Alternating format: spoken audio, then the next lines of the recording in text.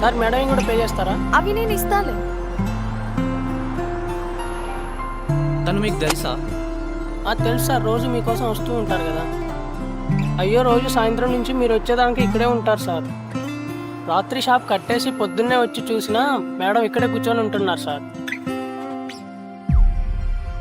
రోజు నైట్ అంతా ఇక్కడే కూర్చుంటున్నావు నా కోసం? మరి కలవాలి కదా. బుద్ధుందా నీకు? అంత అవసరమా? రోడ్డు మీద రాత్రిపూట అలా నించోవచ్చా? ఏమైంది ఇప్పుడు? గుంజు కొడితే ఏమైనా అయితే ఐడియా ఉందా నీకు? ఏమైతుంది? అడివైదేమన్నా? అంతకన్నా డేంజర్. హౌలగాలు ఉంటారు, ఏమనుకుంటారో తెలుసా? తెలుసు. ఒకరిద్దరు వచ్చారు, గట్టిగా తిట్టేసరికి వెళ్ళిపోయారు. సాధించావులే. అట్లెట్లుంటావు?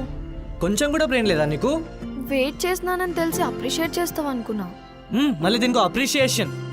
నాతో మాట్లాడాలంటే నీకు